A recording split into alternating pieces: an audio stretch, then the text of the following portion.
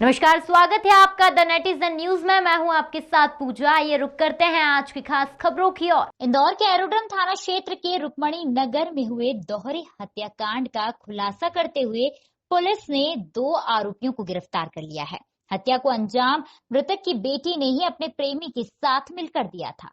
दरअसल aerodrome police को सूचना मिली थी कि रुक्मणी नगर में पति और पत्नी की नृशंस हत्या कर दी गई है। सूचना को गंभीरता से देखते हुए तुरंत थाना प्रभारी व पुलिस के वरिष्ठ अधिकारी मौके पर पहुंचे, जहां कमरे में पति ज्योति प्रसाद शर्मा व पत्नी नीलम की रक्त रंजित लाश पड़ी हुई थी व धारदार हथियार से दोनों के ऊपर हमला किया गया था। मौका मुआयना कर पुलिस ने 400 से अधिक सीसीटीवी फुटेज खंगाले। आसपास के लोगों की पूछताछ के बाद यह बात सामने आई कि ज्योति प्रसाद शर्मा की बेटी घर से लापता है। वहीं जांच में ये बात भी सामने आई कि मृतक की बेटी ने ही अपने प्रेमी के साथ मिलकर इस हत्याकांड को अंजाम दिया। पूरे हत्याकांड को अंजाम कल सुबह 4 से 5 बजे के बीच में दिया गया था, जिसमें मृतक की बेटी ने ही अपने प्रेमी धनंजय यादव को सुबह कॉल कर बुलवाया था और कई दिनों से दोनों को रास्ते से हटाने की बात कर रहे थे। कल मौका देख मृतक की बेटी ने अपने प्रेमी को कॉल कर बुलाया और गहरी नींद में सोए हुए मृतक की बेटी के प्रेमी ने हमला कर दिया और घर के बाहर ताला लगाकर फरार हो गए। फिलहाल दोनों आरोपियों को रतलाम से पुलिस ने गिरफ्तार कर लिया है। इन दोनों के पास से 1 लाख रुपए से भी अधिक नगद बरामद हुए हैं। वह इन दोनों का प्लान राजस्थान में जाकर शादी करने का था। कल रुक्मणी नगर में, जो कि एरोड्रम थाना क्षेत्र में है, एक सनसनीखेज घटना घटित हुई, जिसमें उस घर में रहने वाले एक पुलिस के एसएफ के जवान, जो कि अपनी बच्चों और पत्नी के साथ घर में थे, धारदार हथियार से उनकी सुबह प्रातः काल में कल उनकी हत्या कर दी गई। यह घटना काफ़ी पुलिस के लिए चुनौतीपूर्ण थी और सनसनीखेज भी थी, लेकिन पुलिस ने जब उसमें घटनास्थल पर उपस्थित जो साक्ष्य थे, वहाँ आसपास के जो पड़ोसी थे, उस मोहल्ले में रहने वाले जो लोग थे, वहाँ पे सीसीटीवी के जो फुटेज थे, वहाँ पे उनके जो पुरानी जो पृष्ठभूमि थी, वहाँ के जो तथ्य थे, उनके बारे में जब पुलिस ने विस्तार से जानकारी निकाली तो एक तथ्य उसमें स्पष्ट हुआ। यह मामला कहीं न कहीं पारिवारिक विवाद से जुड़ा है। पारिवारिक अंतर्कलह से उत्पन्न परिस्थितियों से ये घटना घटित हुई है और इसमें कोई अगर बाहरी व्यक्ति भी है तो वो किसी अंदरूनी व्यक्ति के सहयोग से ही घटना किया है। इस पूरे घटनाक्रम में पुलिस ने जब घर की तलाशी ली तो उस समय एक पत्र भी मिला, जिससे घटना काफ़ी हद तक स्पष्ट हो गई। यह पत्र जो था, वहीं पर जो मृतक थे उनकी बेटी के द्वारा लिखा गया था और उसमें इस बात का जिक्र था कि ये घटना घटित की जा रही है और उसमें अन्य भी और तथ्य दिए गए थे जो घटना से जुड़े हुए थे। साथ ही साथ उस समय जो प्रत्यक्षदर्शी थे और आसपास के जो पड़ोसी थे, उन्होंने इस बात का जिक्र किया कि घटना के बाद घटना लगभग 4 से 5 के बीच में सुबह घटित हुई थी और 6 बजे के आसपास उस बेटी को घर के आसपास टहलते हुए अकेले देखा गया। इससे इस बात की संभावना बढ़ी कि अगर घटना घटित हुई और उस घर में किसी बच्चे को मालूम है कि घटना ऐसी घटित हुई है, तो उसके द्वारा किसी अन्य को सूचना क्यों नहीं दी गई। वो दरवाज़ा बंद करके वहाँ आपस में आखिर वहाँ क्यों टहल रहे थे। कई चीज़ें उसमें जो परिस्थितियाँ थी, उन्होंने घटना को धीरे धीरे स्पष्ट करना शुरू किया। थोड़ी देर में पत्र के मिलने के बाद और इन सारी चीज़ों के बाद पुलिस के पास अगले 2 घंटों में वो नाम भी स्पष्ट हो गए थे जिन 2 लोगों ने हत्या की है। उसमें उनकी बेटी और बेटी के साथ उनका जो एक व्यक्ति था, एक लड़का था जो उसका घर में आना जाना था।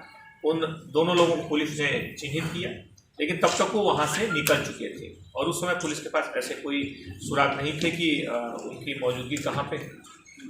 लेकिन पुलिस ने फिर अन्य स्रोतों से इस मामले के दोनों आरोपियों को चिन्हित करने के बाद टीमें रवाना की और इनको देर रात तक कल इन दोनों को पकड़ लिया गया।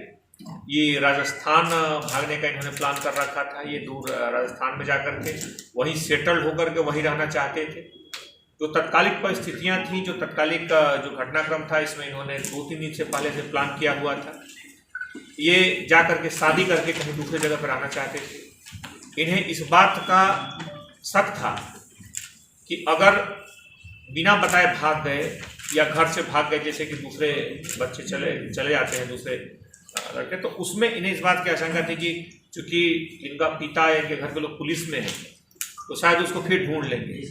तो इस तरह की आशंका और मनोवृत्ति से इस षड्यंत्र का, इस घटनाक्रम की पूरी रूपरेखा इन लोगों ने तैयार की। उसके बाद धारदार हथियार के साथ लगभग 4 बजे लड़का घर में आया और उसके बाद चूंकि एक व्यक्ति जो कि घर का ही मिला हुआ है, तो घटना काफ़ी इस तरह के घटनाओं को, षड्यंत्र को साकार करना आसान हो जाता है। इसमें सीसीटीवी फुटेज बंद कर दिए गए, इसमें दरवाजे खोल दिए गए और उसने नींद में सोए हुए दोनों लोगों पे वार किए और उसके बाद दोनों लोगों ने दम तोड़ दिया। क्योंकि वो नींद में थे और उस समय पहचान पड़ा अचानक हमले से ये ज़्यादा उसमें बचाव नहीं करता। कुछ आंशिक बचाव की कोशिश की गई लेकिन नींद में होने के कारण प्रभावी नहीं हुआ। इस तरह इस दोनों घटना में दोनों आरोपियों को गिरफ्तार किया जा चुका है। इनसे और पूछताछ की जा रही है। बहरहाल अभी किसी तीसरे व्यक्ति की संलिप्तता या किसी भी तरह के सामने नहीं है। सर लेकिन जितना इसकी 2 वजह है। पहली वजह ये कि माता पिता इस संबंध को स्वीकार नहीं कर रहे थे। भाग भी सकती थी ना। अरे यार बात कंप्लीट हो जाने दो। अभी मैंने इसका बताया है, आपने ध्यान नहीं दिया होगा। अभी मैंने बताया कि इसमें चूंकि इसके पिता पुलिस में थे तो इन लोगों का आशंका थी कि पुलिस उन्हें ढूंढ लेगी या पुलिस उन्हें से ढूंढ लेंगे। तो इन्होंने कहा कि फिर हम कुछ दिनों के बाद जाएंगे और अगले फिर 10 दिनों में पकड़ा जाएंगे। तो इसके लिए उन्होंने प्लान किया कि बिल्कुल हम निश्चिंत होकर जाएँ कि कोई रोकने वाला न हो। इस तरह से इस षड्यंत्र की इन्होंने प्लानिंग की और धीरे धीरे करके प्लानिंग एक दिन में नहीं बनी। प्लानिंग के लिए इन्होंने 2-3 दिनों से प्लान किया। इन्होंने बीच में कुछ और भी तैयारियां की थी, कुछ नींद की गोलियों की कोशिश की थी, कई तरह से कोशिश की, लेकिन वो चीज़ें कामयाब नहीं। अंततः इस तरह से निर्मम तरीके से इस घटनाक्रम को इन लोगों ने। ये सब कितने सालों से सामने आया था जो पत्र है उसमें? इसमें प्रारंभिक तौर पे जो आरोप लगाए गए थे वो आरोप निराधार पाए गए हैं। ये सामान्य तौर पे आरोपी के द्वारा अपने पक्ष में सहानुभूति अर्जित करने की कोशिश करी जा सकती है और दूसरा इस मामले से मूल हत्या से ध्यान भटकाने की कोशिश भी की जा सकती है। अभी तक जो साक्ष्य आए हैं इसमें इस तरह की पुष्टि नहीं पाई गई। सर तो रात को कुछ नशीला पदार्थ वगैरह उनके द्वारा दिया गया? नशीला पदार्थ नहीं दिया गया था। उसमें ये सही है कि इनके द्वारा कोशिश की गई थी किसी तरह का नींद की गोली जैसी चीज़ें खरीदी गई, लेकिन प्रिस्क्रिप्शन नहीं होने के कारण नींद की गोली नहीं मिली थी। इन्होंने दूसरी कुछ प्रोफिन जैसी दवाइयाँ दी, लेकिन बहुत ज़्यादा वो इफेक्टिव इसमें नींद के लिए नहीं थी। इसमें एक संभावना हो सकती है कि संभवतः पिता ने संभवतः शराब का सेवन किया हो सकता है आशंका, क्योंकि सामान्य तौर पर पड़ोसियों का ऐसा बोलना था और वो रिपोर्ट में और स्पष्ट होगा। बहरहाल गहरी नींद में होने के कारण और चूँकि व्यक्ति अगर बाहर से आता है संघर्ष के साथ, अगर घर में आता है तो व्यक्ति ज़्यादा सावधान रहता है, लेकिन अगर उसी कमरे में व्यक्ति अगर सोया हुआ हो 4 बजे अचानक हमला कर दे तो गहरी नींद में सोए हुए व्यक्ति के पास उस संघर्ष से बचने के लिए, प्रतिकार करने के लिए, उस जूझने के लिए ज़्यादा वक्त नहीं होता। और इसके पहले को कुछ समझ पाए लोगों ने उसे गंभीर हमले कर दिए। सर कितने सालों से वो लड़की बात ये जब तक जो अभी जो कॉल रिकॉर्ड और डिटेल और जो पड़ोसियों के जो बयान लिए गए हैं उससे लगभग 1.5 से 2 वर्षों से लोग आपस में संपर्क में थे। बहरहाल ये योजना अभी हाल के दिनों में ही बनी है। इसमें कई बार ऐसा हुआ कि माँ बाप ने रोका, इनको कई बार पिटाई भी की, कई बार इसको चीज़ पे आपत्ति व्यक्त की और मुख्य सामाजिक तौर पे भी इसमें वहाँ के परिजन भी रहते हैं उन्होंने आपत्ति व्यक्त की। तो इसके बाद धीरे धीरे इन लोगों ने मिलकर के प्लान किया और पिछले 3-4 दिनों से गंभीरता से इस पूरे प्लान पे जो आर्म्स मतलब धारदार हथियार खरीदना या फिर जैसा मैंने बताया कि नींद की गोलियों से संबंधित कुछ चीज़ों को हासिल करने की कोशिश करना, इसके लिए 2-3 दिनों से लोग लगातार प्रयास कर रहे थे और अंततः इन्होंने इस घटनाक्रम को कल। सर इसकी मोडस ऑपरेंडी और द नेटिजन न्यूज से सिटी रिपोर्टर साजिद खान की रिपोर्ट। फिलहाल अभी के लिए बस इतना ही। लगातार ताज़ा खबरों के लिए आप बने रहिए हमारे साथ। नमस्कार।